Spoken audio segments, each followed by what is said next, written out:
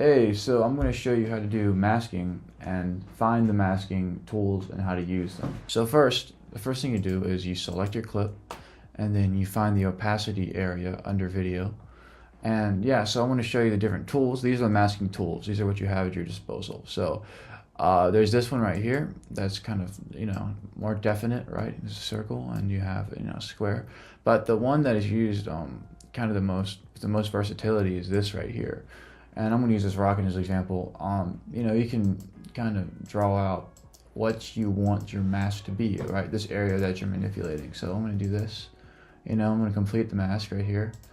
And yeah, see that? You see these are areas that you're manipulating. And yeah, so another aspect that I think is important to talk about is the feathering, which is a way for you to kind of manipulate the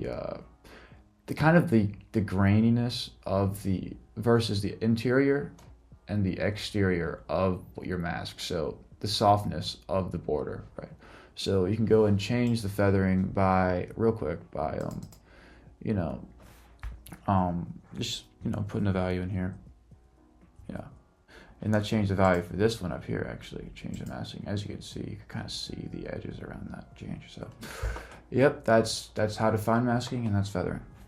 Thanks, Alex. I'm going to be taking you guys into the world of mask pathing, which is a super helpful tool if you want to have a mask stay with an object in a moving shot, or even if the camera is moving, like this situation here. So first, I'm going to draw the outline of this tombstone right here.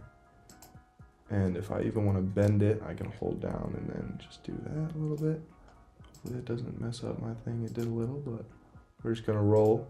So you see that is cut out. Hit this timestamp button next to mask path. So it actually does a decent job staying with it, but over time it's gonna get off it a little bit, as you can see right there. So you are gonna wanna adjust that by just clicking back on the mask, moving it back over here, and by doing that, it will actually create its own keyframe. So it saves a step and makes the shot as accurate and as real time as possible. As you can see here, I'm just gonna adjust it a little bit. See if 4 will be enough.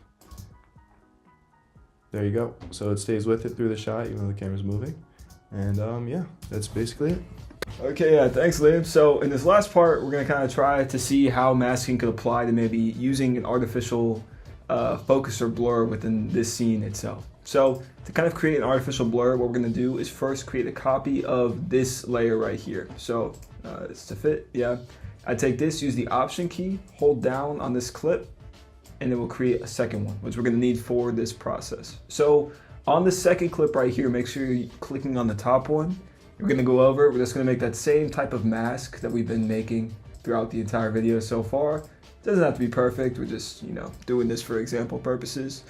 And then, real quick, we're just gonna be using that tracing that we just saw in the last part. If it wants to show up, there we go, to kind of continue this mask throughout the entire video. And as you can see, if you do drag these points right here, even create a new one, they will also move within the shot itself as you're kind of doing the tracing. We'll just say that's good, right? And you can see without it still going through. And then on this bottom one, we're gonna take an effect called a Gaussian blur.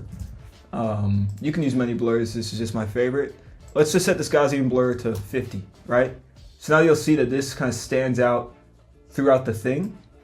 And then we're gonna go back here, and so it's not as jagged.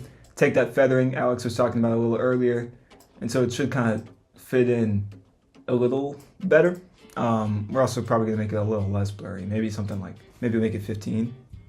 And then as the video goes through, we're gonna take this and use this thing called mask expansion. So let's say we want the mask to expand. So by the end of the video, the mask expands all the way out to this. The focus will slowly go away. And that could be one thing you could possibly do.